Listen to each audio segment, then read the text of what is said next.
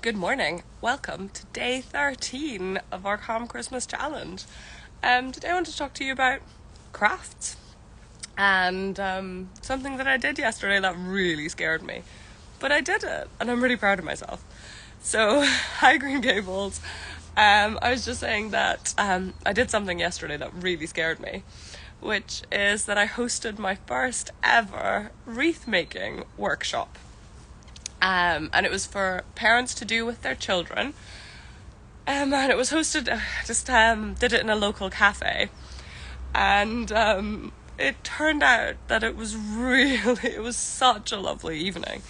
But about an hour beforehand, my God, I was terrified. I was saying to my husband, like, what was I thinking? How on earth did I think I could do this? Just completely freaking out about it.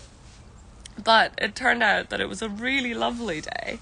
And my husband brought my two kids along and they did some crafting together, which is really sweet because I'm not sure that he's ever crafted with the kids before.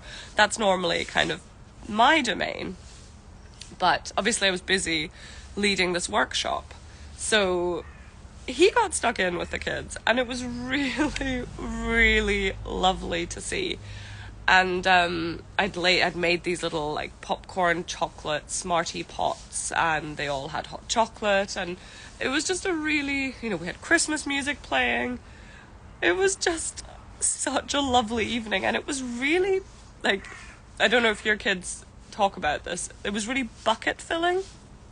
So I think when my son was in P1, they talked about this idea that if you do something kind and thoughtful for somebody, then you fill their bucket, and you can also fill your own bucket, your happiness bucket. But if you do something mean or, then you take happiness out of somebody's bucket. And I'm not quite sure why, but this concept is very much stuck around for us. So we talk about filling our buckets. It does occasionally get strange looks from people who didn't talk about that in their kids' primary 1 class. Anyway, our little bird friends are over there. There are a couple of them today. I won't turn you around because unfortunately they're quite far away and my camera just can't quite manage that distance.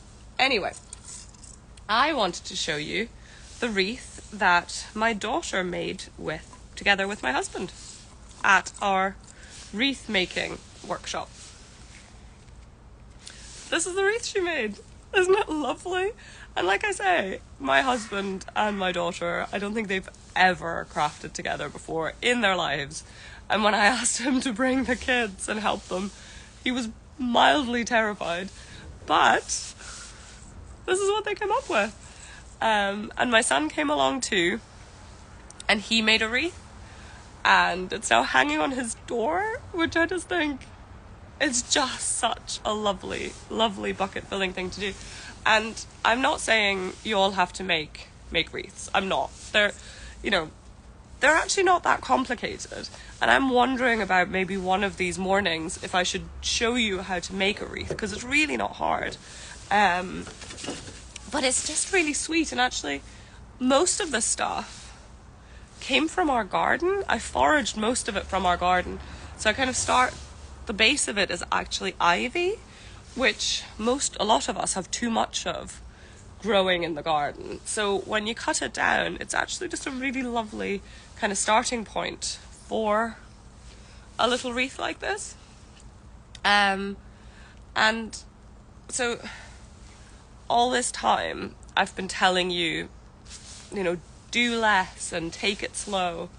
And here I am saying, crafting is a lovely thing to do, which you already know.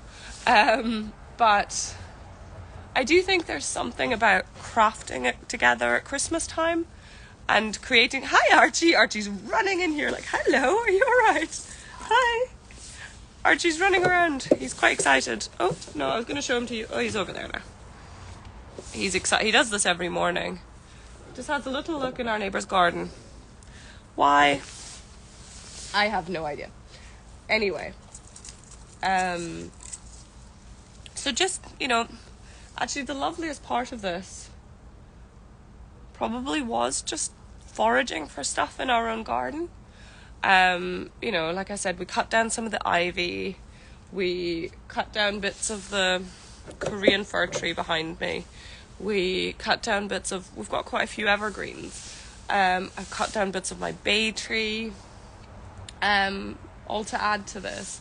This is dried clematis heads. I mean, how gorgeous are they? And I just think they add a really lovely little soft touch. And something that a lot of people don't know is if you don't have enough of the stuff growing in your own garden, you can go foraging for it. The rules in Scotland are that you can forage so long as it's for personal use and you don't take too much, which if you're going to make one wreath, you're not going to end up taking too much. And I just think that could be such a lovely, bonding activity for you as a family. It certainly was for us. Wandering around, finding some nice things, picking them, and then making something out of it. It can be just such a lovely, slow moment. And I know often, my kids, especially my son, they never want to go for a walk, like ever. And we have a dog, so we do have to. During the week, I take the dog out without the kids, but it doesn't. At the weekend, he has to come.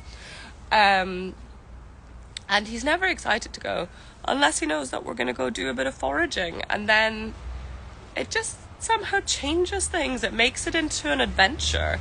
So he'll be like, oh, what about this? And could we use this? And could we use that? And so he gets really into it. And we've done a lot of foraging over the years, and just for little things, maybe for a little wreath, or maybe just for little things to add to our Christmas tree. I think, something like these little clematis heads could be gorgeous if you add them to your Christmas tree. The other thing we found the other day when we were out foraging, everything's kind of frozen to the table. Our little co-star is coming out. We found these beautiful branches, and they'd already fallen off the tree, so we didn't do anything any harm. Look at these.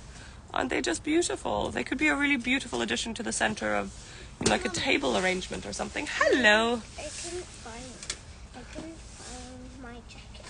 You're borrowing James's. Okay. Here's our little co-star arriving. Hello. Here she is. Oh, wait, can I swoosh you around? James's jacket actually kind of fits me. Well, it's a nice jacket. It's James. She's wearing her big brother's jacket because she couldn't find her own. Do you know that I've showed them your wreath? You want to show it again? Yeah. It was a really lovely thing to do, wasn't it? Yeah. To make that with your daddy. Because you and your daddy don't always do that much crafting together. No. It's a bit hard to fit it into the frame as well as us. You could look through it. Did you have fun doing this with your dad? Yeah. Yeah? We all came out of the wreath making really happy and bouncy, didn't we, Lottie? Yeah, I thought it was a really, really lovely thing to do. And I was most excited for going to Matto's Pizza Express. We did go for pizza afterwards, which was really yummy, wasn't it? Matto's Pizza. Matto's Pizza. Really, really yummy. Her big brother is looking for his wrist warmers again. His dad is in the house. He could easily help him, but no. Anyway, so I think the act of... what are you laughing at? Are you pulling silly faces? I think there's something really beautiful about the act of foraging. Do you remember walking through the forest and finding bits to decorate the house with? Yes, I just think it's such a lovely moment as a family. It gives you purpose, and it just kind of means that when you're out with your kids, it gives them something to do. They're not just walking, they're kind of looking for treasure. And then when you come home, you can, you have these lovely, beautiful things. And I think there's a reason we bring nature inside at Christmas time.